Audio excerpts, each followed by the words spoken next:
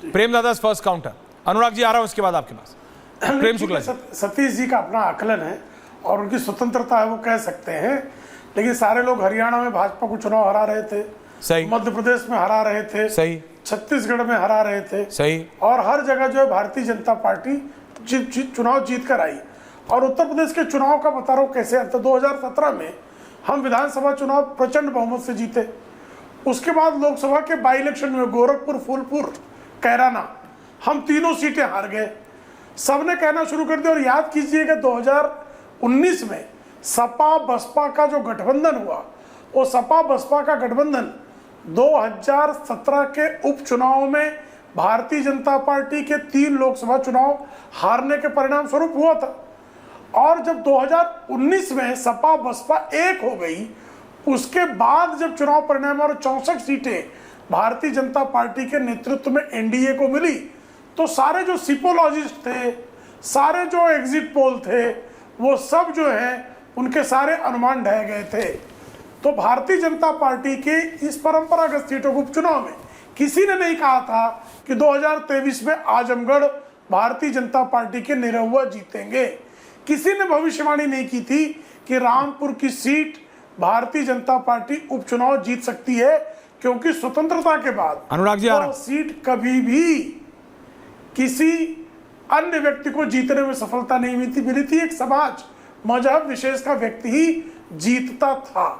तो ये जो असंभव को संभव करने का जो काम है, मुझे याद है 2014 के चुनाव पहले सारे विशेषज्ञ, भारतीय जनता पार्टी 2014 के चुनाव पहले, दीपक जी आपको भी याद होगा, हम लोग बहस में बैठते थे, बारंबार लोग कहते थे कि भारतीय जनता पार्टी का 2014 के पहले सर्वश्रेष्ठ प्रदर्शन 1998 में 56 सीटों का था।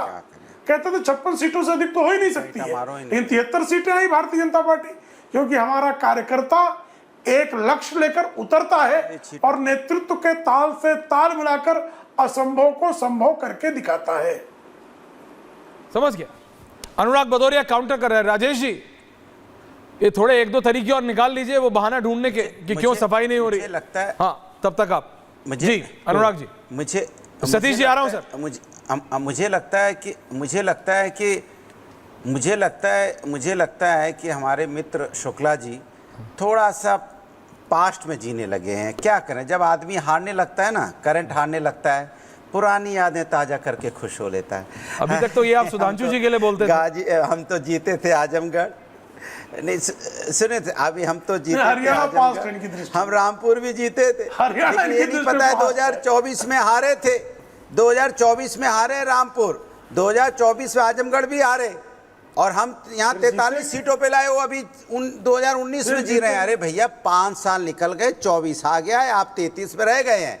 अगर आपको भूतकाल में जीना है तो भूतकाल में रहिए। 2014, 2019, 24 चल रहा है, इसीलिए तो आप देश का भला नहीं कर पा रहे। भाई देश का भला युवा 5 साल में, अगर कोई 15 साल का है तो 20 साल का हो जाता है, आप उसको 15 साल का ही गिनते रहते हो, इसीलिए तो आप रोजगार नहीं दे रहे हो, क्योंकि आप जानते हो 15 साल का भी रोजगार क्यों देना, 20 साल का होगा तब देंगे। लेकिन आपको याद ही नहीं है कि 20 साल का हो गया है वो, और जो 20 साल का तो 25 साल का हो गया, लेकिन आप अभी उसी में जी रहे हैं। अभी तो 20 साल का है, पढ़ रहा है, पढ़ने दीजिए, अभी तो 25 का होगा तब वैकेंसी निकालेगी सरकार। अरे हुजूर, वो 25 का हो गया है, लेकिन आपको जीना ही 20 साल में उसको बेचारे को, इसलिए ना आप रोजगार दे पा रहे हो, ना महंगाई कम कर पा रहे हो, क्योंकि आप भूतकाल में जी रहे हो।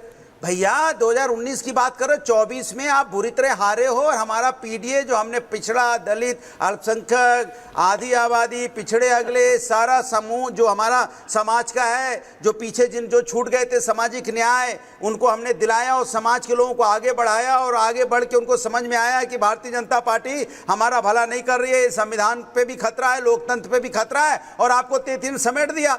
33 में आप रह गए, सब सीटें हार गए, फिर भी करे हम तो रामपुर जीते थे, हम तो आजमगढ़ भी जीते थे, कन्नौज भी जीते थे। रत्नाकर जी को आज अच्छा लग रहा है अनुराग भदौरिया का। सतीश जी आ रहा हूँ, Satish ji wants to comment. हार गए हो। राजेश जी आपसे एक सवाल है लेकिन आ रहा हूँ, दीपक दादा आप और राजेश जी। नौटंकी पूरी हो गई तो उत्तर दूं मैं। प्रेम जी आ रहा हूँ, एक सेकंड, सतीश जी कुछ कहना चाह रहे हैं, कमिंग बैक। हाँ सतीश जी, नौटंकी है ये, जीतना नौटंकी है। देखिए ये भाजपा के एक एक करके प्लीज। Thank you. भाजपा के प्रवक्ताओं से एक तरफा बिना कंटेस्ट के प्रवचन करा लीजिए, इनसे प्रेम जी से पूछिए कि 1980 से चुनाव का ही विश्लेषण कर ले। जो उत्तर प्रदेश में 2024 में 43 सीट जो विपक्षी पार्टियों को आ गया, क्या 80 के बाद से ऐसा सपना चूर होता हुआ भाजपा ने देखा था क्या? कोई सपना ऐसा, इनको बैड्स जिसको ड्रीम कहते हैं, कि ये हम तो आश्चर्यचकित है भाई, सच बता रहा हूं कि 43 सीट बीजेपी के खिलाफ 2024 में। और सही कह रहे भदौरिया जी कि ऐसे ऐसे ये आंकड़े दिखाएंगे, ये बीजेपी वालों का तो एक भी आंकड़ा नहीं है जिसको कंटेस्ट नहीं किया जा सकता। एक भी नहीं। Prem Shukla ji, you have to count करा लीजिए, एक वन, नॉट ए सिंगल। हाँ, क्विक काउंटर दीपक दादा। अब किसी को स्मृति भ्रंश हो तो मेरा कोई दोष नहीं है। भारतीय जनता पार्टी 2004 में 10 सीटों पे सिमट गई थी इसी उत्तर प्रदेश में, 2009 में भी 10 सीटें थी और 2014 में 73 पे आई। तो 80 से नहीं, 90 के बाद भी हम नीचे आए। हम 56 से 29 आए, 29 से 10 आए, 10 से 10 पर आए, 10 से 73 जंप किया। सतीश जी कृपा करके जो है किसी के बारे में बोलना, अरे इस बार 80 में 80 का था, ठीक रहेगा। मैं ये कह रहा हूं, खिसियाकर बात करने से कुछ नहीं होता था आपका। खिसियाहट से कुछ होता नहीं। अरे भाई इस बार 80 में 80 सोच रहे थे। खिसियाट से कुछ होता नहीं है राजेश जी। हाँ, कहीं आप भी करेंगे। ओके राजेश जी, कहीं आप भी भूतकाल में तो नहीं जी रहे हैं कि एक पत्रकार को बुरा लग जाएगा?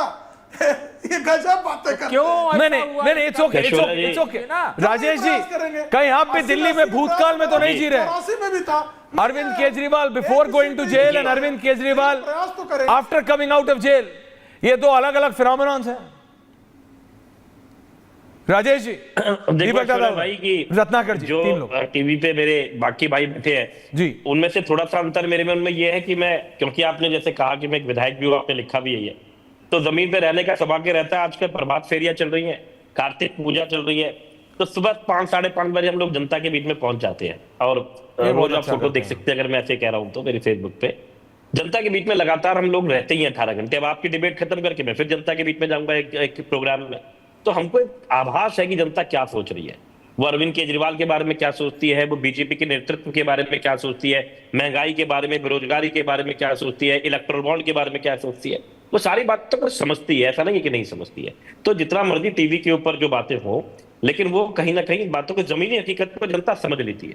तो जो आपने कहा कि जो क्या फर्क रहेगा, उल्टा मैं आपको कहता हूँ कुछ पॉजिटिव ही होगा कि जिस तरीके से लोगों ने देखा कि अरविंद केजरीवाल को जेल में भेजा, बड़े नेताओं को सबको भेजा, मनीष जी को, संजय सिंह को, सत्येंद्र जैन को, और कामों को रोकने का भरपूर प्रयास किया गया कि